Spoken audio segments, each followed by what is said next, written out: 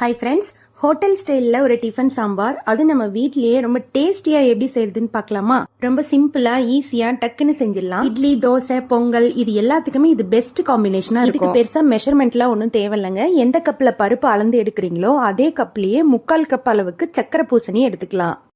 துவரம்பருப்பை ஒரு 10 நிமிஷம் ஊற வச்சு வாஷ் பண்ணி ஒரு குக்கரில் சேர்த்துக்கலாங்க. அது கூடவே நம்ம கட் பண்ணி வச்சுருக்கக்கூடிய சக்கரை பூசணியை சேர்த்து 2 கப் அளவுக்கு, 1 கப் பருப்புக்கு 2 கப் அளவு தண்ணி சேர்த்து ஒரு 4 விசில் விட்டு எடுத்துக்கலாம். இப்போ இந்த சாம்பாருக்கு தேவையான சாம்பார் பொடி நம்மளே ரெடி பண்ணிக்கலாம். அதுக்கு ஒரு வானலியில் கொஞ்சமாக எண்ணெய் சேர்த்துட்டு 1 டீஸ்பூன் கடலைப்பருப்பு, 1 டீஸ்பூன் மல்லி, ஒரு 1/2 டீஸ்பூன் சீரகம், அது கூட ஒரு 4-5 வரமிளகா, இது எல்லாத்தையும் சேர்த்து பொன்னிறமாக வர வரைக்கும் வறுத்து எடுத்துக்கலாம்.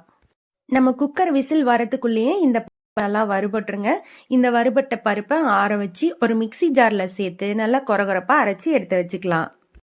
இப்போ சாம்பாருக்கு தேவையான பொடியும் ரெடி ஆயிடுச்சு, பருப்பும் வெந்து வந்துடுச்சு. ஒரு மத்து வச்சுட்டு இந்த பருப்பை நல்லா மசிச்சு விட்டு எடுத்து வச்சுக்கலாம். அவ்வளோதாங்க, நம்ம தாளிச்சிட்டோம்னா இப்போ நம்மளோட பருப்பு சாம்பார் ரெடி.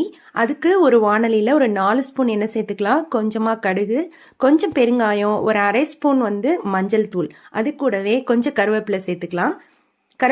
கருவேப்பிலை பொரிஞ்சு வந்த உடனே ஒரு கப் சின்ன வெங்காயம் இது கூட சேர்த்துக்கலாம். சின்ன வெங்காயம் தான் இந்த குழம்புக்கு நல்ல டேஸ்ட். இப்போ வெங்காயம் கூட நீங்கள் ஏதாவது வேற காய் சேர்க்குற மாதிரி இருந்தால் கூட சேர்த்துக்கலாங்க. நான் இன்னைக்கு வேற எந்த காயுமே சேர்க்கல. வெங்காயம் நல்லா வதங்கின உடனே ஒரு 3 தக்காளி, நல்லா பழுத்த தக்காளி 3 தக்காளியை கட் பண்ணி இது கூட சேர்த்துக்கலாம். தக்காளி லைட்டாக வதங்கின உடனே ஒரு பச்சை மிளகாவும் இது கூடவே சேர்த்து வதக்கிக்கலாம். இந்த பச்சை மிளகாய் வாசனைக்காக தான் நம்ம சேர்க்குறோம்.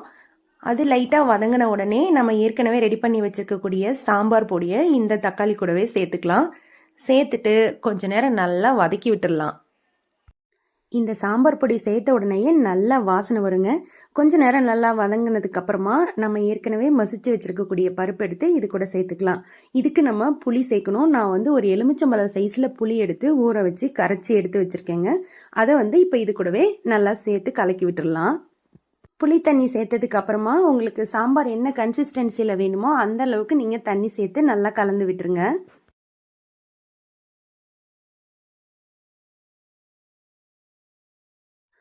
தண்ணி சேர்த்து கலந்து விட்டாச்சு. இப்போ சாம்பாருக்கு தேவையான உப்பு இது கூடவே ஆட் பண்ணிக்கலாம்.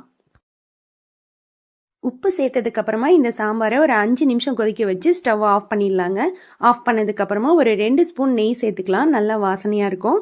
நெய் சேர்த்து கலக்கி விட்டுட்டு ஒரு கைப்பிடி அளவுக்கு கொத்தமல்லி கீரை மேலாப்ப தூவி இறக்கி வச்சுக்கலாம்.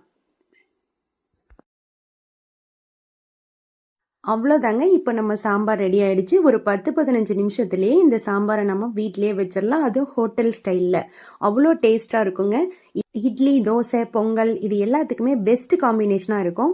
ட்ரை பண்ணி பாருங்கள், எப்படி இருந்ததுன்னு சொல்லுங்கள். தேங்க்யூ ஃபார் வாட்சிங்.